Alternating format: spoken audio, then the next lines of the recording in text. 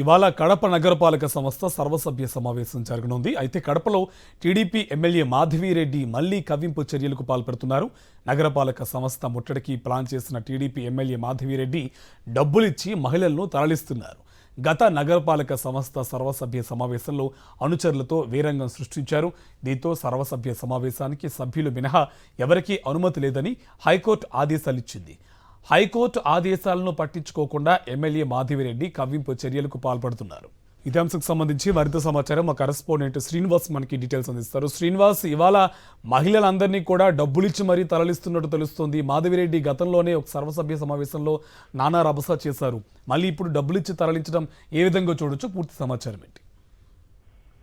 పూర్తి స్థాయిలో ఏదైతే పాలక మండలి సమావేశం జరగకుండా చూడాలి అనేటువంటి ఉద్దేశంతోనే ఏదైతే పాలక మండలి మీద కానీ కడప కార్పొరేషన్ మీద తెలుగుదేశం పెత్తనం చెలాయించాలనేటువంటి ఉద్దేశంతో ఈ విధంగా చేస్తుంది అనేది వైఎస్ఆర్సీపీ పాలకవర్గం ఆరోపిస్తున్న పరిస్థితి అయితే స్పష్టంగా ఉంది. ఎందుకంటే ఇప్పుడే ఆమె ఏదైతే కడప కార్పొరేషన్ దగ్గర కూడా వచ్చారు, భారీగా తెలుగుదేశం జెండాలు పెట్టుకొని ఒక కార్యవర్గ సమావేశం జరుగుతుంటే తెలుగుదేశం జెండాలు పెట్టుకొని భారీగా ర్యాలీగా తెలుగుదేశం కార్యకర్తలను వేసుకుని అదేవిధంగా చాలా మంది మహిళలను కూడా తీసుకొని డబ్బిచ్చి మరి మహిళలను తీసుకొని వచ్చినటువంటి పరిస్థితి అయితే స్పష్టంగా కనిపిస్తుంది.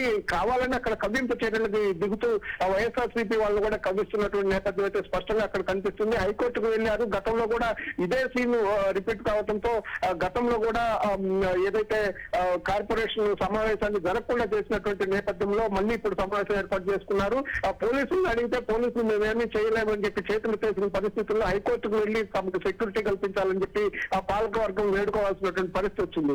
ఈ నేపథ్యంలోనే ఏదైతే ఈసారి హైకోర్టు స్పష్టంగా తీర్పిచ్చింది, ఎవరిని వేరే వాళ్ళని అక్కడికి అలౌ చేయడానికి వీల్లేదు, సభ్యులను తప్ప అని చెప్పినటువంటి నేపథ్యంలో ఎమ్మెల్యే ఎక్స్ అఫిషియో సభ్యురాలుగా అదేవిధంగా మిగతా వాళ్ళు ఎవరైతే పాలక మండలి సభ్యులు ఉన్నారో ఇక్కడ మనం గమనించాల్సింది పూర్తిగా 50కి 49 మంది వైఎస్ఆర్సీపీ సభ్యులు గెలిచారు. ఇక్కడ ఒక టీడీపీ సభ్యులు గెలిచినప్పటికీ కూడా ఆ టీడీపీ సభ్యురాలు కూడా వీళ్ళ ఏదైతే ఎమ్మెల్యే వెంట లేనటువంటి పరిస్థితి ఉంది. అయినప్పటికీ కూడా కార్పొరేషన్ లో తాము రాష్ట్రంలో అధికారంలో ఉన్నాం కాబట్టి ఇక్కడ కూడా మేము చెప్పిందే చెల్లాలి అనేటువంటి ఉద్దేశంతో ఈ విధమైనటువంటి రచ్చకు దిగుతున్న పరిస్థితి ఉంది. లాస్ట్ టైం తనకు కుర్చీ వేయలేదని చెప్పేసి రభస చేసి ఈసారి నేను మహిళని కాబట్టి నాకు కుర్చీ వేయలేదు అనేటటువంటి ఒక ప్లే కార్డును పట్టుకొని ముందుకు వచ్చి ఒక సింపతి గెయిన్ చేసేటువంటి పరిస్థితికి వచ్చినటువంటి నేపథ్యం అయితే ఉంది. మరోవైపు వైఎస్ఆర్సీపీకి సంబంధించినటువంటి ఏదైతే మేయర్ కానీ వీళ్ళందరూ కూడా మేము మొదటి సమావేశంలో ఆమెకు గౌరవం ఇచ్చి వేదిక మీద కూర్చోబెడితే మేయర్ ఇంటి ముందే చట్టం వేయించినటువంటి పరిస్థితి ఉంది ఎమ్మెల్యే, కాబట్టి ఇంకా మేము ఎందుకు ఆమెకు గౌరవం ఇచ్చి పైన కూర్చోబెట్టాలనేది వైఎస్ఆర్సీపీ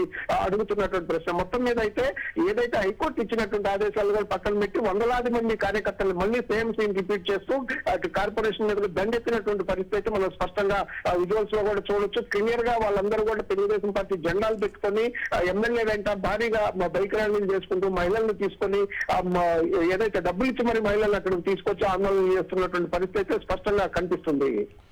ఎస్ శ్రీనివాస్, మనం చూస్తున్న విజువల్స్ లో చాలా క్లియర్ గా ఉంది. ఒక ఎమ్మెల్యే బైక్ ర్యాలీ చేసుకుంటూ ఏదో ఒక ర్యాలీకి వెళ్తున్నట్టుగా అంత పెద్ద షోప్ ఇవ్వాల్సిన అవసరం ఏంటి అని, దట్టు హైకోర్టు ఆదేశాలు కూడా ఉన్నాయి, ఇంకెవరూ కూడా సభ్యులు కాని వారు దీంట్లో తలదూర్చొద్దు అని. ఇలాంటి చాలా కోర్టు ఆదేశాలని చాలాసార్లు కూటమి ప్రభుత్వం ధిక్కరిస్తూ వస్తుంది. ఇవాళ మాధవిరెడ్డి వంతు వచ్చింది. సో దీనిపైన కేవలం మాట్లాడట్లేదా అధిష్టానం, కానీ ఎవరైనా రెస్పాండ్ అవ్వట్లేదా?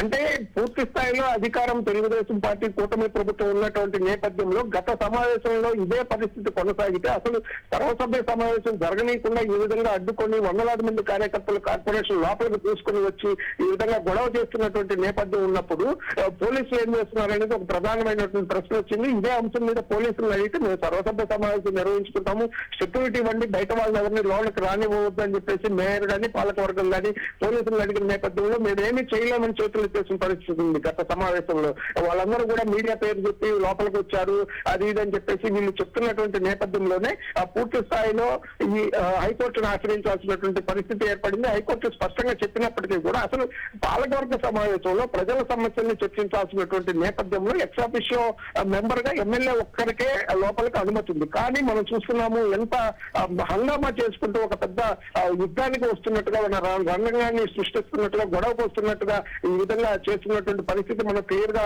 కనిపిస్తూనే ఉంది. అంత అవసరం ఏముంది? పాలకవర్గ సమావేశం జరుగుతుంది.